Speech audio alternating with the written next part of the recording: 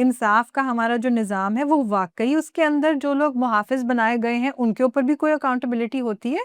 या बस एक वन साइडेड एब्सोल्यूट पावर चलता जा रहा है और जस्टिफ़िकेशन ये है कि जी हम तो आपके माशरे को महफ़ूज़ बनाना चाह रहे हैं, हम तो क्राइम के ऊपर हुँ, क्रैकडाउन हुँ। करना चाह रहे हैं। ये किस किस्म का क्रैकडाउन है जिसके अंदर बच्चे भी महफ़ूज़ नहीं? ये यूज़लेस है कि ख़वातीन जो पुलिस फ़ोर्स जॉइन करती हैं, हुँ। यूज़लेस वेस्ट है हमारे रिसोर्सेज़ का, हमारे टैक्स पेयर के रिसोर्सेज़ का कि ख़वातीन जब भर्ती हो जाती हैं पुलिस में, आप कुछ और करो, आप साइंटिस्ट बनो, मैं मिसोजिनिस्ट नहीं हूँ।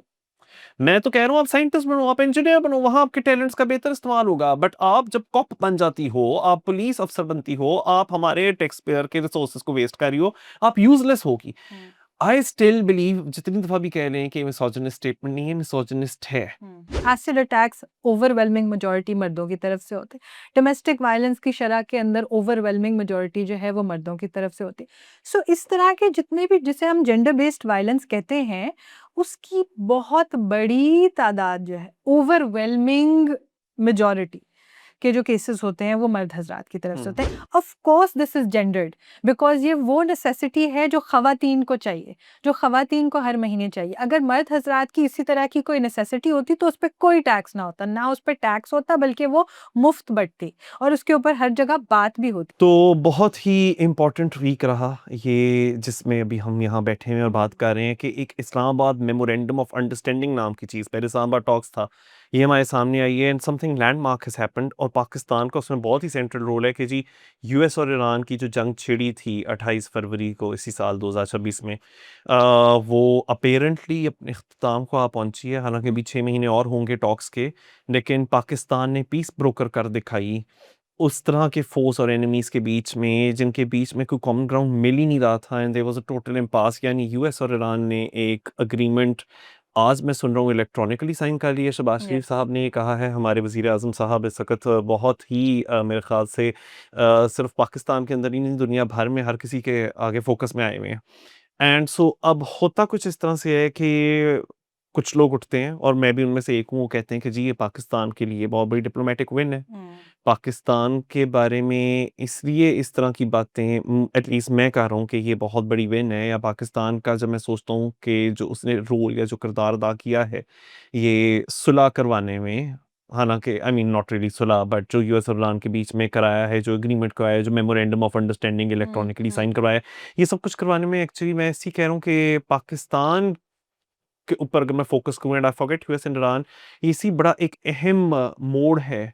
क्योंकि हम उस जनरेशन से हैं मिलेनियल्स के, हमने वो वर्ल्ड ट्रांजिशन होते हुए देखी है प्री 9/11 एंड देन पोस्ट 9/11।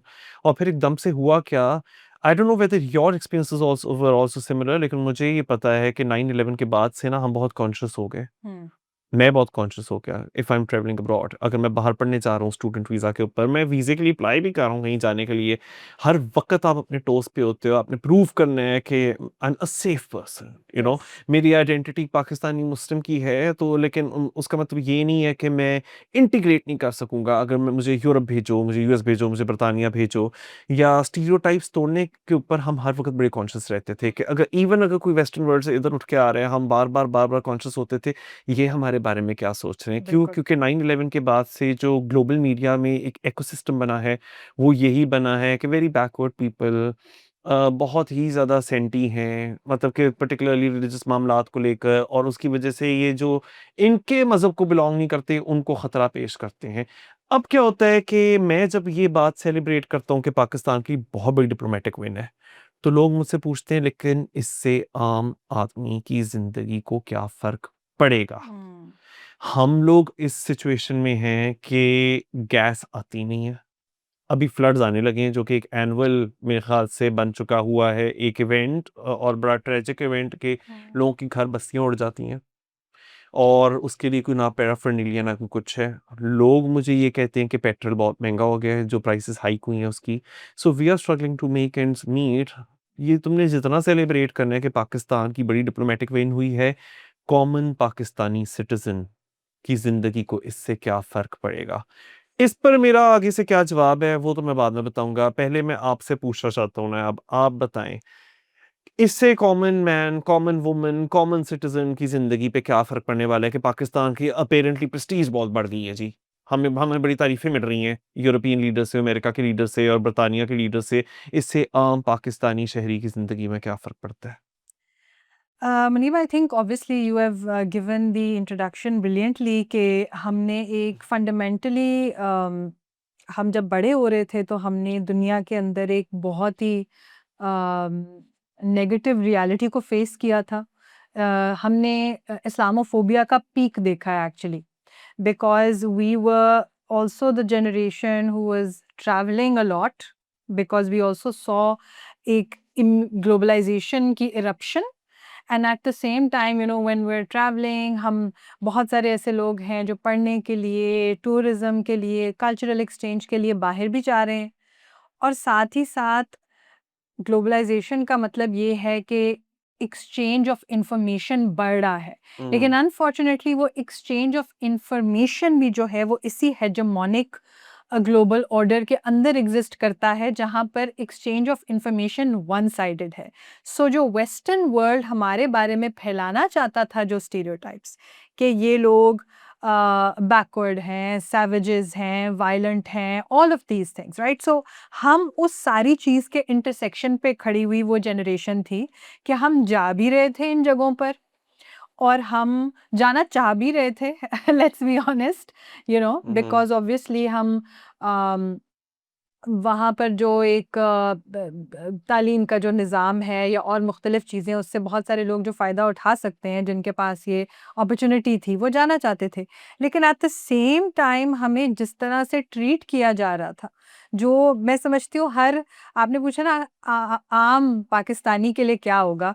तो सबसे पहली तो मैं चीज़ ये कहूँगी कि हर आम पाकिस्तानी के लिए जो एक टॉर्चर जो हम फ़ेस करते हैं, जो एयरपोर्ट और इमिग्रेशन एक ऐसी चीज़ हमारे लिए है जो हमारे नाइटमेयर्स में आती है। सो सबसे पहली तो वो चीज़ है कि अगर ये टॉर्चर जो डिप्लोमैटिक विक्ट्री की वजह से अगर ये एक्सपीरियंस बेहतर हो जाए और जो एक सॉफ्ट इमेज पाकिस्तान का दुनिया की तरफ जा रहा है, इफ़ इट ट्रांसलेट्स इनटू कि अब हमारा, जैसा कि मैंने कहा कि एक हेजेमोनिक वर्ल्ड ऑर्डर के अंदर एक one sided exchange of information की वजह से जो हमारे बारे में कुछ स्टीरियोटाइप सर्कुलेट कर रहे थे, वो किसी को फ़र्क नहीं पड़ता था जी कि आप पाकिस्तान के अंदर बेशक पीस एक्टिविस्ट हैं, पाकिस्तान में आप ये बातें कर रहे हैं कि अमन होना चाहिए और मज़हबी इंतहा पसंदी नहीं होनी चाहिए and all of these things, you were still treated as a uh, potential uh, extremist uh, जब आप बाहर कहीं जा रहे हैं, हुँ, राइट? सो पहली तो ये चीज़ है कि होपफुली ये जो एक हमारे पासपोर्ट के ऊपर, हमारे इमेज के ऊपर, जस्ट ओवरऑल हम पाकिस्तान ने, मुझे लगता है, उस हेजेमनी को तोड़ा है, अच्छा, जो एक इंफॉर्मेशन बेस्ड हेजेमनी थी, वेस्टर्न वर्ल्ड से आ रही थी कि ये बैकवर्ड, सैवेजेस, वायलेंट। हमने अपने आप को रीपोज़िशन किया है एज़ पीस मेकर्स, जबकि मग़रिबी ममालिक वो हैं जो पावर हंग्री हैं, जो सैवेज हैं और जो वायलेंस फैला रहे हैं। हुँ, हुँ, सो हुँ, आई थिंक एक तो ये बड़ा फंडामेंटल शिफ्ट है। Uh, uh, the second thing जो आपने कहा, I think the main issue is कि at the end of the day आम इंसान क्या चाहता है? आम इंसान ये चाहता है कि उसको सस्ती बिजली मिले, उसको सस्ता पेट्रोल मिले, उसको ये जो महँगाई जो आसमान को छू रही है, वो ज़रा नीचे आए। So what we will see now, क्योंकि मैंने पहले भी कहा कि ग्लोबल वर्ल्ड ऑर्डर है। trade agreements, then commodities like oil, gas, everything is interconnected. तो हुँ, मेरी दुआ ये है कि इस डिप्लोमैटिक एडवांटेज को हम एक मुआशी एडवांटेज हुँ, में हुँ, ट्रांसलेट कर सकें हुँ, और एक आम पाकिस्तानी को, शुरू तो जी पेट्रोल से होता है, उसके बाद अगला स्टेप है कि गैस का जो क्राइसिस है, that is very fundamentally linked to हमारे जो ताल्लुकात ईरान के साथ हैं। उसके बाद आप ये देखें कि इसके अंदर इक्वेशन के अंदर और मज़ीद ममालिक आते हैं, सऊदी अरेबिया आता है, गल्फ़ कंट्रीज़ आते हैं, हमारे बहुत सारे वर्कर्स वहाँ पे काम करते हैं। So everything is interconnected and again I want your take on it as well कि आपको क्या लगता है कि मुआशी तौर पर क्या फ़ायदे आ सकते हैं? अब जस्ट बिकॉज़ पाकिस्तान की इमेज, ठीक है, हम बहुत बात करते रहते हैं जी पाकिस्तान की पॉजिटिव इमेज, पॉजिटिव इमेज। खैर, पाकिस्तान की अगर इमेज में मैं मान भी लूँ कि कुछ इम्प्रूवमेंट हो गई है इस पूरी चीज़ से, बिकॉज़ ये बहुत बड़ी दरअसल तो यूएस और ईरान के बीच में जिस किस्म के इम्पास हुआ हुआ था, उसको स्टेलमेट को तोड़ना, it's no mean feat. So true. उस तरह से तो ठीक है, मैं मानता हूँ कि पाकिस्तान ने ग्लोबल फ्रंट के ऊपर, डिप्लोमेटिक फ्रंट के ऊपर एक विक्ट्री ज़रूर हासिल की है ना, उसको पाकिस्तान किस तरह से यूटिलाइज़ करता है, कर भी पाएगा या नहीं कर पाएगा। अभी हम जिधर खड़े हुए हैं वो पॉइंट है जिधर अपॉर्चुनिटी बहुत बड़ी है हमारे मुल्क के लिए कि अब यस। इसी चीज़ का निचोड़ निकाल सकते हैं। क्या हम निकाल सकेंगे? वक़्त बताएगा, लेकिन मैं ये बात कर रहा हूँ कि हमारे पोटेंशियली क्या इस वक़्त फ़वायद हो सकते यस। हैं इस पूरी चीज़ से, क्योंकि मुझसे बहुत लोग पूछते हैं, दे आर डिसग्रंटल्ड, ठीक है? वो डिसग्रंटल्ड ये है कि बेरोज़गारी भी बढ़ी हुई है, बिल्कुल। इन्फ्लेशन बहुत है, बात सिर्फ़ पेट्रोल प्राइस और गैस के बारे में नहीं है। ये सारी चीज़ें आई थिंक एक्युमुलेट कर करके ना जी। लोगों को वो जो कहते हैं ना, उसका लक टूट गया है। बिल्कुल। तो वो लक ही टूट गया है लोगों का बिल्कुल। इस बोझ बिल्कुल। तले। एंड उस ऊपर से ह्यूमन राइट्स की भी हम लोगों ने सिचुएशन देखी। हमारे मुल्क में चाहे मैं एग्री करूँ ना करूँ किसी के साथ, जो पॉलिटिकल ऑपोजिशन में हैं, उन सबको फ़ील होता है कि जी हमारी जो फ्री स्पीच है उसको उस पे कतगने लगाई जा रही बिल्कुल। हैं। हम जो डिसिडेंट्स हैं, जो पॉलिटिकल डिसिडेंट्स हैं, हमारे ऊपर रुकावटें लगाई जा रही हैं। औरत मार्च उनकी काफ़ी ज़्यादा अभी रिसेंटली ऐसा हुआ कि उनको भी ऐसा महसूस हुआ, और सिर्फ महसूस नहीं हुआ बल्कि हम लोगों को तो फुटेज भी देखने को मिली कि किस तरह उनकी भी फ्री स्पीच और असेंबली राइट्स और पीसफुल असेंबली राइट्स के ऊपर कतगनी लगाई जा रही थी। या चाहे हमने वो देखा हो आज़ाद जम्मू कश्मीर के अंदर, जी। ठीक है, जो जेईसी के हवाले से जो प्रोटेस्ट चल रही, और उसके ऊपर इंटरनेशनल एनजीओज बिल्कुल कुछ और कह रही हैं, हमारी अथॉरिटीज़ बिल्कुल कुछ और कह रही हैं। तो एक एक सेक्शन है, एक तबका है हमारी सोसाइटी का, हमारे पॉलिटिकल लैंडस्केप का, जो कि कंप्लीटली डिसएनफ्रेंचाइज्ड फील करता है दैट्स ट्रू। या डिसग्रंटल्ड है। उनकी इतनी शिकायत है, वो कहते हैं कि अब हम क्या खुशियाँ मनाएँ कि जी पाकिस्तान ने बहुत ही यानी कि एक ग्राउंड गेन कर लिया है डिप्लोमेटिकली और डिप्लोमेसी के फ्रंट के ऊपर। लेकिन इसके ऊपर मैं फिर भी यही बात कहूँगा कि what, it's not just about कि पाकिस्तान के अंदर जो रूलिंग एलीट है उनके लिए बेहतर होगा या नहीं होगा। पाकिस्तान में बहुत लोग हैं, वो रोज़गार के लिए अपॉर्चुनिटीज़ ढूँढते हैं अब्रॉड। यस। इतना स्टिग्मा हमारे ऊपर 9/11 के बाद जाकर लगा है, और इतना ही ज़्यादा स्टिग्मा आपकी जॉब अपॉर्चुनिटीज़ के ऊपर लिमिट लग गई थी। आपकी मोबिलिटी और ग्लोबल मोबिलिटी के ऊपर इस तरह से लिमिट्स लगी थी, जो कि फॉर एग्ज़ाम्पल एक फ्रेंच सिटिज़न के ऊपर ना लगें, जो एक कैनेडियन पासपोर्ट होल्डर पे ना लगें, जस्ट बिकॉज़ आपका पाकिस्तानी पासपोर्ट है, उसके ऊपर लिखा आप मुसलमान हो। तो बिल्कुल। आपके लिए तो दुनिया के दरवाज़े मतलब they were being slammed on your faces. So कहीं न कहीं एक मुझे ऐसा फ़ील होता है कि जो लोग इकोनॉमिक क्राइसिस के भी वज़न तले दबे हुए हैं, उनका फ़ायदा हो सकता है। मैं ये नहीं कह रहा ऑटोमैटिकली हो जाएगा या जादू यस। की छड़ी से। उसी तरह से पाकिस्तान के ऊपर जो एक स्टिग्मा लगा हुआ है ना कि फ़ॉरेन ऑफिस की तरफ से जो एडवाइज़री आती रही हैं बर्तानिया की तरफ से या अमेरिका की तरफ से कि भई पाकिस्तान ना ट्रैवल करना हो तो बड़ा ख़तरनाक है, क्योंकि वो हम लोगों ने देखा कि कराची के अंदर एक वो जर्नलिस्ट गया था, उसको किस तरह से वो ख़त्म कर दिया, उसका सारी वीडियो ने काट दिया। पाकिस्तान में तो चलते-फिरते दहशतगर्द हैं, वहाँ तो हर किसी ने जैसे कि खुद को उड़ा देने की वेस्ट पहन रखी हुई है। तो उधर तो जाओ मत। उससे पाकिस्तान के अंदर जो टूरिज़्म इंडस्ट्री है बहुत सफ़र किया उसने।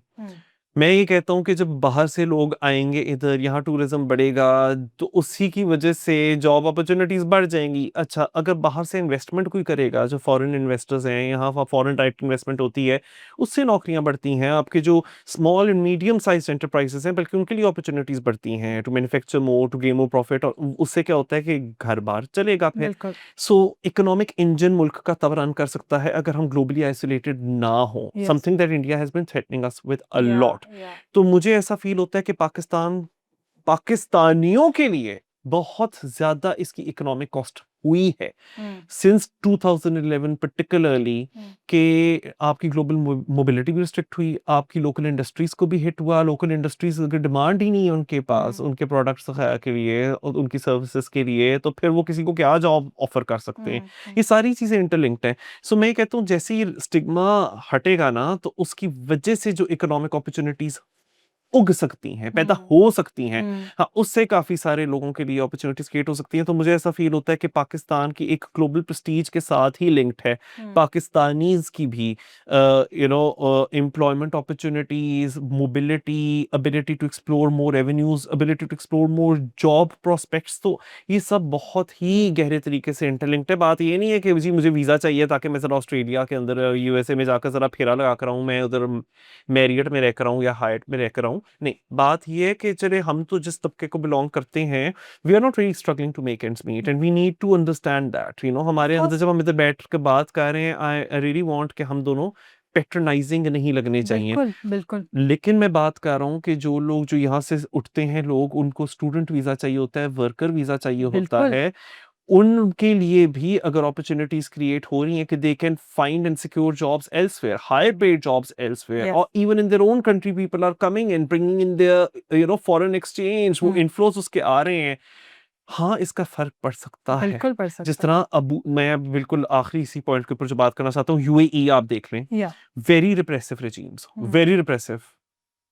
उधर तो आप यानी कि इवन थाईलैंड, उधर लेस मेजेस्टी लॉज हैं जिधर आप रॉयल फैमिली की बुराई नहीं कर सकते, uh, but in countries like UAE, Thailand, despite very repressive regimes, हुआ क्या है, उनकी इकोनॉमिक अपॉर्चुनिटीज कभी भी कम नहीं थी। या वहाँ जॉब्स हमेशा रहती हैं, वहाँ की जॉब मार्केट हर वक्त उसमें कुछ ना कुछ चल रहा होता है, it's yeah always hot and burning for the simple reason या कि स्टिग्मा नहीं लगा हुआ उन हुँ, ममालिक के हुँ, ऊपर जैसा कि पाकिस्तान पीपल को जाकर कंसिडर लगा देम था। To be safe. Safe countries. So अगर फॉरेन डायरेक्ट इन्वेस्टमेंट के लिए जो हमारे पास इन्वेस्टर्स आ सकते हैं, उनको भरोसा ही नहीं कि उनकी इन्वेस्टमेंट सेफ होगी पाकिस्तान के बिल्कुल, अंदर, टूरिस्ट अपनी सेफ्टी के बारे में श्योर ही नहीं है।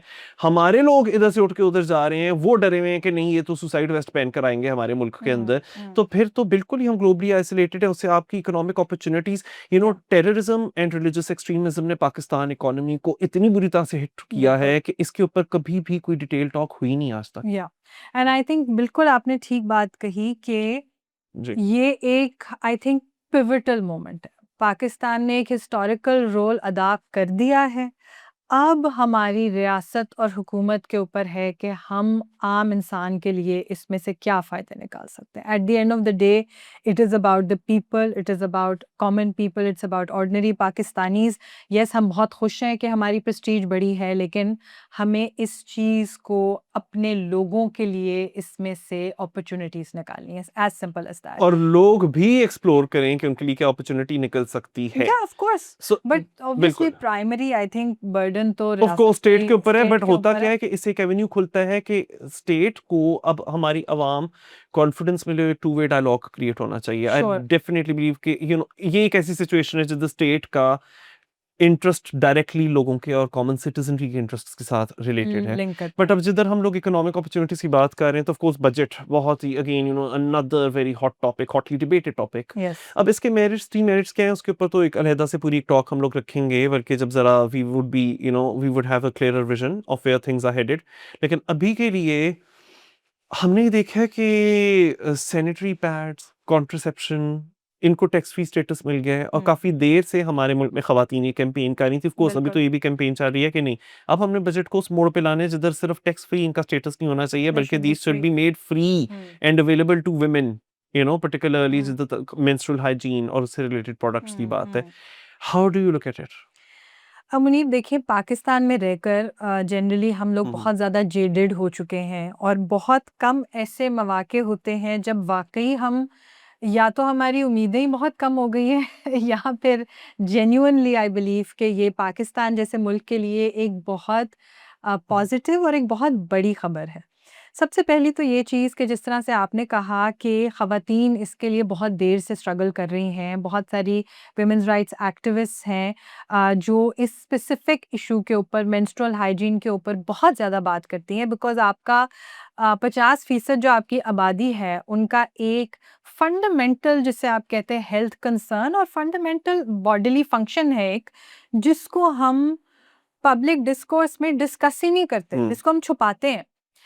आगे होता क्या है वो तो दूर की बात है कि किस तरह से जैसे ही बच्चियां 12-13 साल की होती हैं, एकदम से हमारा स्कूल का ड्रॉप आउट रेट क्यों इतना ज़्यादा बढ़ता है, क्योंकि अक्सर स्कूल्स के अंदर सैनिटेशन फैसिलिटीज़ ही नहीं है कि बच्चियां जो हैं वो अपनी मेंस्ट्रुअल हाइजीन को मेंटेन कर सकें। And so many other things, affordability का इशू है, सोशल स्टिग्मा का इशू है।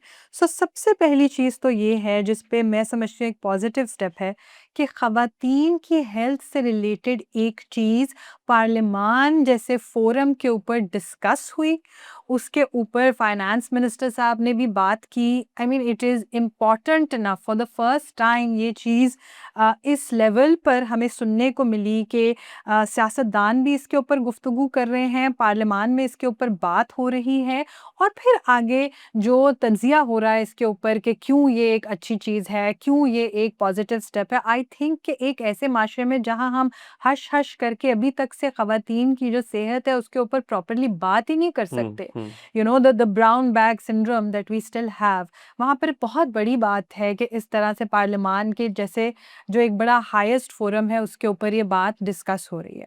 दूसरी ये चीज़ है कि आई थिंक इससे रियासत की तरफ से एक मैसेज मिला है कि हमें फाइनली समझ आ गई है कि ये एक एसेंशियल प्रोडक्ट है, क्योंकि बड़ी देर हमें लोगों को ये समझाने के लिए लगी कि ये कोई लग्जरी नहीं है, this is a necessity. Necessities के ऊपर इस कदर टैक्सेशन होना एक गलत और एक अनफेयर चीज़ है और ख़ास तौर पर of course this is gendered, because ये वो नेसेसिटी है जो ख़वातीन को चाहिए, जो ख़वातीन को हर महीने चाहिए। अगर मर्द हज़रात की इसी तरह की कोई नेसेसिटी होती तो उस पे कोई टैक्स ना होता, ना उस पे टैक्स होता बल्कि वो मुफ्त बँटती और उसके ऊपर हर जगह बात भी होती। लेकिन क्योंकि ये ख़वातीन के लिए है तो इसको छुपाया भी जाता है, लोगों को शर्मिंदा किया जाता है अगर वो इसके बारे में बात करें, and also it was considered a taxable commodity. So I think on all accounts this is very positive. Contraception के ऊपर भी I think same thing goes for that. Pakistan के अंदर एक पॉपुलेशन का एक्सप्लोजन है, आई थिंक कोई इसको डिनाई नहीं कर हुँ। सकता कि हम एक ओवर पॉपुलेटेड मुल्क हैं और हमें अपने बर्थ रेट्स के ऊपर कंट्रोल पाने की ज़रूरत है। The final thing I will say is कि yes it is a step in the right direction और ये बहुत अच्छी चीज़ है। हुँ, हुँ। लेकिन बहुत सारी चीज़ों की तरह रास्ता बहुत लंबा है। अब हमें इन चीज़ों पर बात करने की ज़रूरत है। जहाँ पर बर्थ कंट्रोल की बात हो, menstrual hygiene, anything related to reproduction, सेहत से रिलेटेड और रिप्रोडक्टिव हेल्थ से रिलेटेड जितना कुछ भी है, अब वक़्त आ चुका है कि उसके ऊपर ये जो एक स्टिग्मा और शर्म और हश-हश और इसके ऊपर हुँ। बात ना करो, इस चीज़ को हम ख़त्म करते हैं, because this is the need of the hour. आपके अक्सर जो मसाइल हैं, वो ओवर पॉपुलेशन के साथ जुड़े हुए हैं। अच्छा, सो ये एक बड़ा पॉज़िटिव स्टेप था एटलीस्ट जहाँ तक बात है कि women rights movement in Pakistan जो उनकी डिमांड्स थीं। सो ये जो मैंने बात की थी अभी एक टू वे डायलॉग होना चाहिए स्टेट हुँ। और and state will have to make concessions to people from yes. Among the civil society because alright ठीक है रूलिंग एलीट तो हम लोगों का एक माइंड में ये चल रहा होता है ना कि they are only looking at their own interests yes. लेकिन मेरे ये कहने का मतलब है पाकिस्तान अगर Pakistan as a whole as a country अगर उसको फ़ायदा होगा, रूलिंग एलीट को तो होगा वो होगा ही होगा लेकिन शायद के ज़रा हुँ। जो कुछ पिसे हुए तबकात हैं, हाँ, जो तो कि आपकी कुछ अवाम है, ट्रिकल डाउन भी उनको हो। भी ट्रिकल डाउन हो जाए, उनको भी कोई फ़ायदा हो जाए एंड ये एक बहुत बड़ी विक्ट्री है for the women rights movement in the country but of course this is not the end of it, this is just the start of the start. या। बट जिधर हम देख रहे हैं कि प्रोग्रेस भी है, हुँ। वहीं because ये Pakistan is of course not a week goes by where we do not have prominent men and prominent male figures in the public eye not making problematic statements। या। वो तो होगा, ये तो हुँ। पाकिस्तान है, इनएविटेबल है। कोई ना कोई एक मर्द है जो कि पोजीशन ऑफ पावर में या इधर इकोनॉमिक पावर, पॉलिटिकल पावर की हुँ। पोजीशन में बैठा हुआ है। वो कोई उस बेचारे से सांस लिया जा सकता है, रहा जा सकता है हुँ। अगर वो हुँ। प्रॉब्लमेटिक है, हुँ। मिसोजिनिस्टिक स्टेटमेंट ना दे। तो आज बिल्कुल। यहाँ केस स्टडीज के तौर पे मेरे पास 2 स्टेटमेंट्स हैं और इनको ज़रा इनकी बाकी खाल उतारते हैं हुँ। और इसको एक-एक करके एड्रेस करते हैं। Khalil ur Rehman Qamar very uh. Angry again and उनकी एक क्लिप डाली हिना परवेज़ भट्ट ने जो पीएमएलएन की हैं और उन्होंने वीडियो में ये शेयर किया बल्कि हमें दिख रहा है कि खलील रहमान कमर कह रहे हैं कि नॉट ऑल मेन, तुम लोग मर्दों को स्टिग्मेटाइज़ कर रही हो जैसे कि हम मर्द लोग तो अपनी जेब के अंदर तेज़ाब लेकर फिर रहे होते हैं। हुँ। अब काफ़ी सपोर्टर्स हैं खलील रहमान कमर के see he does not and his popularity these things do not exist in a vacuum. There is a demand तो इसलिए उनको बुलाया जाता है टीवी के हुँ। ऊपर। तो काफ़ी मर्द हज़रात हैं वो तो कहेंगे इसने हमारे दिल की बात कर दी। हुँ। अब हुँ। नॉट ऑल मेन, ये तो ऐसे हम लोगों को फेमिनिस्ट्स और औरतें पोर्ट्रे करती हैं जैसे वाक़ई हम लोग दिन रात तेज़ाब फेंक रहे हैं। हुँ। तो इसका जवाब आप क्या देना चाहेंगी? इसका जवाब सबसे पहला तो मुनीब यही बनता है कि हम इफ़ ये तो देखिए किसी को भी नहीं पता कि कोई भी इंसान जो है वो अंदर से कैसा है। ज़ाहिर है हमें चीज़ों को एक हिस्टोरिकल कॉन्टेक्स्ट में ट्रेंड्स और पैटर्न्स देख के ही हम कहते हैं ना। तो ट्रेंड और पैटर्न ये है कि जी 99% जो ख़वातीन के ख़िलाफ़ तशद्दुद होता है वो मर्दों की तरफ से होता है। एक्चुअली बहुत बड़ी तादाद मर्दों के ख़िलाफ़ भी जो वायलेंस की होती है, ख़ास तौर पे जो जिनसी तशद्दुद होता है वो मर्द हज़रात की तरफ से होता है। एसिड अटैक्स ओवरवेलमिंग मेजॉरिटी मर्दों की तरफ से होते हैं। डोमेस्टिक वायलेंस की शरह के अंदर ओवरवेलमिंग मेजॉरिटी जो है वो मर्दों की तरफ से होती है। सो इस तरह के जितने भी जिसे हम जेंडर बेस्ड वायलेंस कहते हैं, उसकी बहुत बड़ी तादाद जो है ओवरवेलमिंग मेजॉरिटी के जो केसेस होते हैं वो मर्द हजरात की तरफ से होते हैं। इसका सबसे बड़ा सबूत क्या है कि इफ़ नॉट ऑल मेन तो फिर तमाम मर्द हजरात अपनी बेटियों, बीवियों, बहनों को ये क्यों कहते हैं कि हर वक्त तुम के बाहर जाते हुए तुम्हारे ऊपर जो है वो सबसे बड़ा खतरा ये है कि बाहर बाहर घर से बाहर मर्द है। अगर वो खुद ये ना समझते होते तो वो किससे हमें प्रोटेक्ट कर रहे होते? वो अपनी बहनों को, बेटियों को, बीवियों को किससे प्रोटेक्ट कर रहे होते? उनको भी पता है। If not all men then why do men themselves caution us against all men? That is the question, right? अच्छा। And just the final thing, I think मसला ये होता है, ये खलीलुर रहमान कमर साहब जो हैं वो अ, आपने 2 दफ़ा डिबेट की जी है उनके बिल्कुल, साथ। मेरी उनके साथ काफ़ी दफ़ा डिबेट हो भी चुकी है और उनका प्रॉब्लम ये है कि वो एक तो वो हेडलाइन मेकर है ना और उनको ये भी पता है जैसे आपने कहा कि he has tapped into what certain segments want to hear. तो अक्सर लोग इन इस तरह की डिबेट्स में हो जाते हैं डिफेंसिव, ठीक है ना? वो रैशनल होने की बजाय, वो ये सोचने की बजाय कि तहकीक क्या कहती है, डेटा क्या कहता है, ये सारे जैसे मैंने आपको ट्रेंड्स और पैटर्न्स बताए, वो इमोशनल रिस्पॉन्स पकड़ते हैं। इमोशनल रिस्पॉन्स ये है कि मर्द हज़रात इन चीज़ों के ऊपर डिफेंसिव हो जाते हैं कि मैंने तो नहीं किया, मुझे क्यों कह रहे हो? हमने नहीं कहा कि आपने किया है, हमने सिर्फ़ ये कहा है कि जो पैटर्न्स, जो शरह, जो ट्रेंड्स हैं, उसकी वजह से हम खौफ़ज़दा हो गए हैं। Uh. That is something you have to accept. Uh. If you are somebody जो इस सोसाइटी में रहता है, अगर आपकी ज़िंदगी में कोई भी ऐसी खातून है, जिसको आप जिसकी इज़्ज़त करते हैं, जिससे मोहब्बत करते हैं, तो फिर आपको भी खौफ़ज़दा होना चाहिए हुँ, हुँ। बाकी मर्दों से। Uh. Because it's dangerous out there for women, uh. You know? So वो क्या करते हैं, वो ट्विस्ट कर देते हैं इस डिबेट को ऑल मेन या नॉट ऑल मेन में। ताकि वो इमोशनल हो जाए और ताकि वो वहाँ बैठी हुई खातून को अनकंफर्टेबल कर सके। And I have to say that Hina dealt with it really really well. अच्छा, सही। You know what, Khalilur Rehman Qamar की जो बात है ना, ऐसे तो नहीं लेके फिर रहे होते और ये जो पूरी डिबेट है not all men, yes all men. Uh, अच्छा मैं आपको खुद बता देता हूँ, yes all men and you know what, people would be like तो फिर अपने आप को भी तुम शामिल कर रहे हो या नहीं इसमें? तुम अपने आप को भी शामिल कर रहे हो यार। अगर थ्रेट एक सोर्स से एमिनेट कर रही है प्राइमरीली, यू नो जिस तरह अभी आपने कहा कि domestic abuse, acid attacks perpetrators कौन है? Men. Invariably overwhelming majority cases honour killing कितनी दफा सुन लिया, मुझे याद है अदपुचद्दा दफा मैंने कभी सुना होगा कि किसी औरत ने एक आदमी का खैरत के नाम पे कत्ल किया। मुझे कुछ बहुत ब्लरी सी एक याद आ रही है, इस तरह का कोई केस था बट एक लेकिन you know every other day, every single time there I hear कि खैरत के नाम पे कत्ल हुआ तो कोई मर्द ही होता है। ज़ाहिर और माता ऑफ औरत को ही है कोर्स वो ज़्यादा। कभी कभार जो उस औरत के साथ जिसने आउट ऑफ लव एक लव मैरिज कर ली, उस मर्द को भी साथ ही मार देता है, लेकिन यस। परपेट्रेटर होता मर्द है।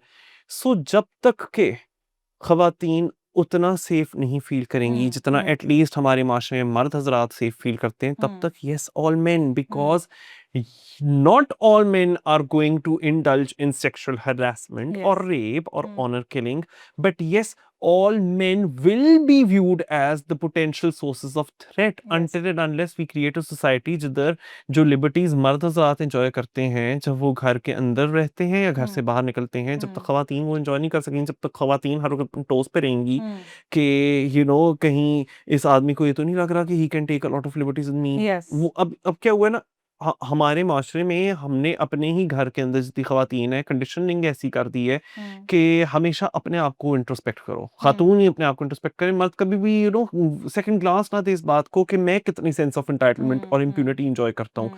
तो इसकी वजह से जो माहौल बना है हम उसको क्रिटिसाइज करते हैं। मैं ये नहीं कह रहे कि ये जो इधर हम हमारे कैमरे के पीछे भाई साहब हैं जो हमारे वीडियो रिकॉर्ड कर रहे हैं वो तेजाब लेकर फेरे, मैं ये नहीं कह रहा।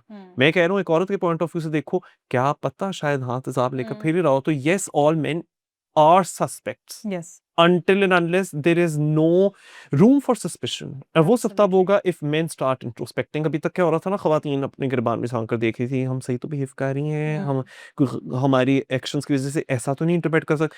अब ऐसा है कि मर्द बैठे सोचें कि हमारे बिहेवियर को, हमारी बातों को कोई उस तरह से इस तरह से तो इंटरप्रेट नहीं कर सकता। अब कहीं जो मैंने बात कही है इसको कोई वो तो नहीं समझ सकता कि मैं हरास कर रहा हूँ या मैं एडवांसेस मेक कर रहा हूँ।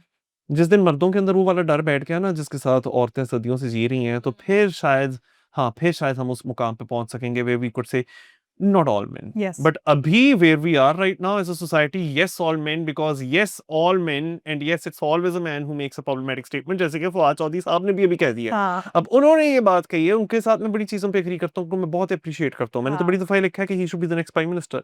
वो इसलिए क्योंकि रिलीजियस एक्सट्रीमिस्ट्स को हमारे मुल्क के अंदर सियासतदान नहीं उनको आड़े हाथों लेते। सो फवाद चौधरी ने हमेशा अपनी आवाज उठाई रिलीजियस एक्सट्रीमिस्ट्स के खिलाफ, मगर बहुत चीजें हैं जिसके अंदर मेरे मुताबिक काफ़ी ज़रूरत है कि थोड़ा-सा वो भी सीक करें आंसर्स, थोड़ा-सा वो भी अपने स्कोप फॉर इम्प्रूवमेंट को अगर ढूँढ सकते हैं ज़रूर ढूँढें। आखिर मैंने भी यही करने की कोशिश की थी, मेरी भी ये वाली कोशिश अभी जारी है। तो उन्होंने एक स्टेटमेंट अभी दी है and this is not the first of its kind, I mean he is done that a lot of times. या उन्होंने कहा है कि जी ये यूज़लेस है कि खवातीन जो पुलिस फोर्स ज्वाइन करती हैं, यूजलेस वेस्ट है हमारे रिसोर्सेज का, हमारे टैक्स पेयर के रिसोर्सेज का, कि खवातीन जब भर्ती हो जाती हैं पुलिस में, आप कुछ और करो, आप साइंटिस्ट बनो। मैं मिसोजिनिस्ट नहीं हूँ, मैं तो कह रहा हूँ आप साइंटिस्ट बनो, आप इंजीनियर बनो, वहां आपके टैलेंट्स का बेहतर इस्तेमाल होगा। बट आप जब कॉप बन जाती हो, आप पुलिस अफसर बनती हो, आप हमारे टैक्स पेयर के रिसोर्सेज को वेस्ट कर रही हो, आप यूजलेस होगी।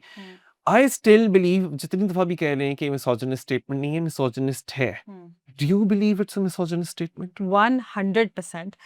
Munib, the problem is, I tell you, मैं भी आपसे इस बात पे एग्री करती हूँ कि बहुत सारी चीज़ों के ऊपर फवाद चौधरी साहब एक लेट्स से मॉडरेट या लिबरल पोजीशन लेते हैं, but this goes to show कि मेल प्रिविलेज क्या चीज़ है, कि बड़ी दफ़ा जो बगैर सोचे समझे अपनी तरफ से एक लाइट हेडेड या आई वुड से कि just a light statement, it's not something जो कि कह लो well intended from their part होगी, वो करते हुए भी मर्द हजरात अपने प्रिविलेज और एंटाइटलमेंट को इस तरह से they put it on display कि ये उन्होंने सोचा तक नहीं कि जो खातून पुलिस अफसरान हैं उनकी क्या अहमियत है ऐसे माशरे में जहां आए दिन जेंडर बेस्ड वायलेंस के केसेस होते हैं। मैं आपको एक बात बताऊं कि ये जो इकदाम थे ऑल विमेन पुलिस स्टेशंस के और ज़्यादा ख़वातीन को लॉ इन्फोर्समेंट में लाने का, जो कि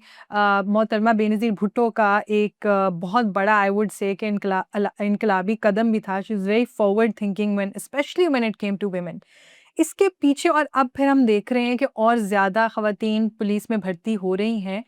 how does this change the entire way कि लॉ इन्फोर्समेंट काम कैसे करती है? बिकॉज़ एक खातून होकर अगर खुदा ना खास्ता आपके साथ एक तशद्दुद का कोई वाक़या पेश आया है या कोई इस तरह की चीज़ है, तो आप एक मेल डोमिनेटेड पुलिस स्टेशन में जाते हुए जो आप घबराते हैं, वो आप इमेजिन नहीं कर सकते, वो हम इमेजिन कर सकते हैं सिर्फ। तो किस तरह नेसेसिटी है कि लॉ इन्फोर्समेंट के हर टियर में, चाहे वो ख़वातीन पुलिस ऑफिसर्स हों, ख़वातीन जजेस हों, ख़वातीन वुकला हों, हर तरह के लॉ इन्फोर्समेंट की फील्ड के अंदर ख़वातीन का होना इतना ज़रूरी है, क्योंकि इंसाफ जो है वो इतना मेल डोमिनेटेड रहा है। और शायद इसी वजह से जो इस तरह की कैलस स्टेटमेंट आई विल से कि फवाद चौधरी साहब ये कह रहे हैं कि oh this is beneath you, no it is not beneath them. Giving justice to people is not beneath women. ये एक इम्पॉर्टेंट प्रोफेशन है और उनके यहाँ पर आने से इसकी क्वालिटी इंप्रूव हो रही है। लोग खास तौर पे और मैं कहती हूँ बहुत सारी हमारी आउटस्टैंडिंग परफॉर्मर्स जो हैं पुलिस ऑफिसर्स, वो खवातीन हैं। उनकी तादाद बढ़ती जा रही। ना सिर्फ ये कि वो स्टिग्मा तोड़ रही हैं कि ख़वातीन बहुत सारे प्रीवियसली मेल डोमिनेटेड प्रोफ़ेशंस के अंदर हो सकती हैं, बट एज़ आई मेंशन्ड इसका जो एग्रीगेट इफ़ेक्ट है कि जेंडर कि जो लॉ एंड जस्टिस है, उसके अंदर एक जेंडर सेंसिटिविटी हुँ, आ रही है, हुँ। वो बहुत बड़ी चीज़ है जिसको हम लाइटली नहीं ले सकते। So I think absolutely this is a misogynistic remark, it's a careless remark और वो जिस मर्ज़ी तरह इसको अपने किसी न किसी तरह इसको एडजस्ट करने की Yeah, yeah. कोशिश करेंगे, I don't buy it at all. I take strong exception to use of the word useless. आप या जब useless का मतलब spare part, बस पड़ी हुई हो तुम तो किसी हुँ, काम की नहीं हो। हालाँकि ये दरअसल फिर उन फीमेल कॉप्स का फेलियर नहीं है, ये फिर फेलियर अगर है तो इदारों का है, हुँ, उन महकमों का है। मतलब कि जो आपकी पुलिस फ़ोर्स हैं, वो फिर सही यूज़ नहीं कर रहे उस हुँ, पर्टिकुलर टैलेंट पूल का, जो कि फीमेल कॉप्स लेकर आ रही हैं because even female police officers have to overcome a lot of preconceived notion about अरे ये तो खातून है, इससे तो ना हो हुँ, पाएगा। हुँ, तो बिल्कुल। I have a lot of issues जब आप ये कह रहे हो ना कि वुमेन एंड पर्टिकुलरली ये भी बड़ा मुश्किल काम होता है पुलिसिंग। अब वो एक काम कर रही हैं, ईमानदारी के साथ कर रही हैं, डेडिकेशन के साथ कर रही हैं, आप एंड पे यूज़लेस वाला वर्ड उनके ऊपर यूज़ कर रहे हो, बिल्कुल। ठीक है? लेकिन जिधर अब हम पुलिसिंग की बात कर रहे हैं तो और लॉ एनफोर्समेंट की बात कर रहे हैं तो अभी हाल ही में और हम पाकिस्तान की ग्लोबल पॉजिटिव इमेज की बात कर रहे हैं तो एक एरिया है जो जो पुलिसिंग और लॉ एनफोर्समेंट से रिलेटेड है और उसने पाकिस्तान को ग्लोबल मीडिया के अंदर मैं गार्डियन देख रहा था इंडिपेंडेंट इस तरह की पब्लिकेशंस देखता हूँ हुँ, यहाँ तक हुँ, कि जो ऑस्ट्रेलियन प्राइम या मिनिस्टर हैं या उनकी स्टेटमेंट देख रहा था उन्होंने कंसर्न रेज किया है सीसीडी पंजाब के बारे यस। में और इससे मुझे एक पाकिस्तानी होने के नाते बहुत एम्बैरेसमेंट हुई कि हुँ, मैं गार्डियन हुँ, के ऊपर खबरें पढ़ रहा तो मैंने देखा जी जो हेडलाइन में सबसे प्रोमिनेंट हेडलाइन में से एक थी वो ये वाली थी कि एक 9 साल की बच्ची हानिया अहमद हुँ, जो कि जिसके पास ऑस्ट्रेलियन सिटीजनशिप भी है वो अपने ख़ानदान के साथ अपने 11 साल के भाई और अपने वालिदैन के साथ इधर आई हुई फैमिली भी हज करके आई थी और चकवाल के अंदर जब ये रात को फैमिली विजिट्स पे निकले हुए थे तो तभी कुछ रॉबर्स पड़ गए हुँ, छोटी बच्ची हानिया के ख़ानदान के ऊपर हुँ, और फिर जब उधर मौके पे सीसीडी के ऑफिसर्स आए और उनके रेंजर्स आए और लॉ एनफोर्समेंट वाले आए, उन्होंने फायरिंग शुरू कर दी ना कि सिर्फ रॉबर्स के ऊपर बल्कि उस गाड़ी के ऊपर जिसमें कि पूरा ख़ानदान बैठा हुआ था और इतना मुसलसल वो फायरिंग करते रहे कि 9 साल की बच्ची शी डाइड और इसकी वज़ह से बहुत आईब्रोज रेज़ हो रहे हैं और पाकिस्तान में लोग पूछ रहे हैं कि oh! So it took the killing of a 9 year old girl to highlight how vulnerable we are जिधर के एक्स्ट्रा जुडिशियल किलिंग्स या तो होती हैं या उसके होने के इम्कानात होते हैं। हुँ, तो ये सिर्फ़ एक ऑस्ट्रेलियन बच्ची के बारे से नहीं बल्कि every person present on Pakistani soil, present इन पंजाब, चकवाल, वो कितने कोई सेफ़ हैं अगर लॉ एनफोर्सर्स ही उनकी सेफ्टी के लिए एक बहुत बड़ा हैज़ार्ड बन जाए। Uh. What do you think is the correct way of going about it? इसका क्या हल ढूँढा जाए? इसके अंदर क्या इंसाफ़ हो सकता है? मुनीब, एक रीज़न है कि ये एक बड़ा पॉपुलर फ्रेज़ है कि एब्सोल्यूट पावर करप्ट्स।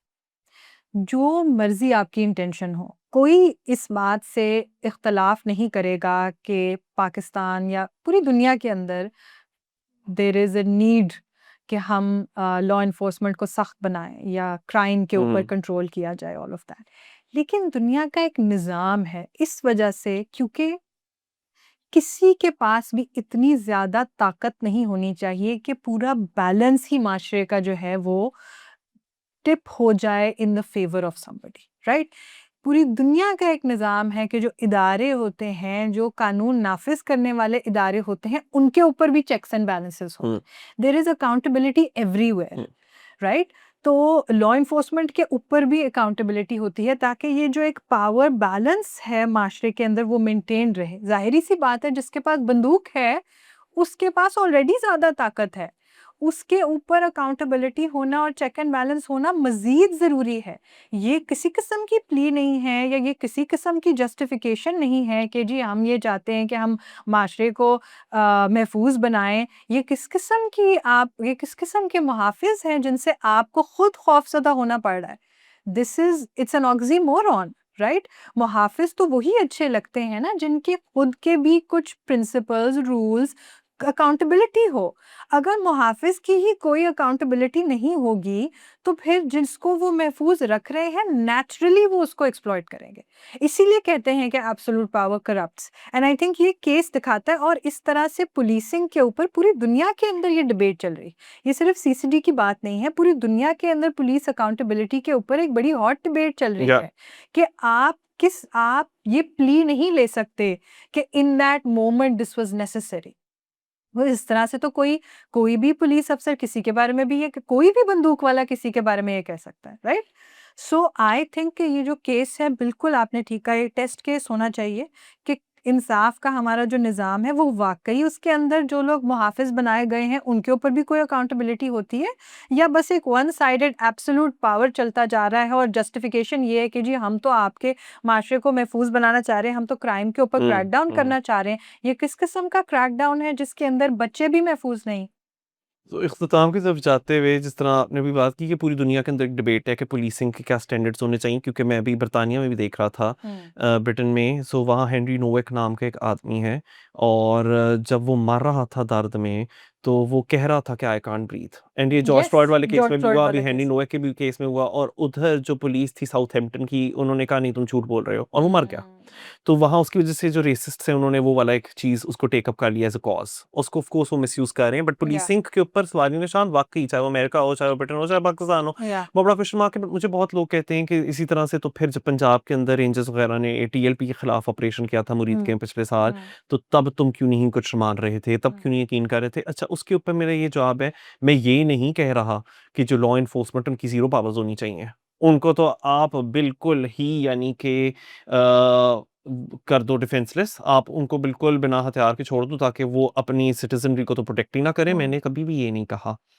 मैंने ये कहा है कि अगर तो कोई नॉन स्टेट एक्टर्स हैं, कोई रिलीजियस एक्सट्रीमिस्ट्स हैं जो कि आर्म्ड हैं, मिलिटेंट्स हैं, उनके हाथ में बारूद है, वो इमीडिएट थ्रेट पोज़ कर रहे हैं हुँ, लोगों को, दिन दहाड़े लोगों को ज़िंदा जला रहे हैं, हुँ, वहाँ अगर आपके रेंजर्स, आपकी पुलिस, आपकी लॉ एनफोर्समेंट पर्सनल वो सिर्फ़ चुप करके खामोश तमाशाई बने हुए हैं, I have hmm, a problem with that. Yes, ये 2 एक्सट्रीम्स है ना, एक तो आप यस, छोटी 9 साल की बच्ची के ऊपर पड़ जाओ, और इनोसेंट दूसरा हाँ, ये है कि नॉन स्टेट एक्टर्स अपने हाथ में रियासत की एक वो जो छड़ी है उसको ले लें, हुँ, आप तब चुप करके बस बायस्टैंडर बन के रहो। ये हुँ, 2 एक्सट्रीम्स हैं, और हमारे माशरे में अनफॉर्चुनेटली जिस किस्म की कन्वर्सेशन हो रही है वो इन एक्सट्रीम्स पे चली जाती है। यस, मैं ये कहता हूँ कि ऑफ कोर्स इसके ऊपर बिल्कुल तहकीक होनी बनती है कि इवन टीएलपी भी अगर हो तो किस लेवल का फोर्स यूज़ हुआ यस, था। बट वाक़ई अगर कोई ऐसा ग्रुप है, कोई ऐसा जट्टा है, कोई इस तरह का एक हजूम है जो कि आर्म्ड है, हुँ, उनके हाथ में असला है, बड़ा खतरनाक हुँ, किस्म का असला है जिससे कि पुलिस वालों को भी मार रहे हैं। हुँ, उनके ऊपर प्रोपोर्शनेट लेवल ऑफ फोर्स के ज़रिए क्रैकडाउन करना बहुत ज़रूरी है। As a tax payer I pay for my security. Yes, I pay for the security, I mean we all pay for our security. इसी तो हम वो टैक्स रिटर्न्स भर रहे होते हैं जब हुँ, डेडलाइन आ रही होती है। Uh, but are you really equating TLP with a 9 year old unarmed child? Uh, Really? Uh, Question mark. And this is the reason why we are not able to hold our law enforcement personnel accountable, is hmm, because we're not asking the right questions, we're not having right kinds of nuanced, balanced yes, conversations. I just hope that this becomes a forum or a period of time where we can have exactly those kinds of conversations. This was just one of those many conversations which we intend to have in the not so distant future.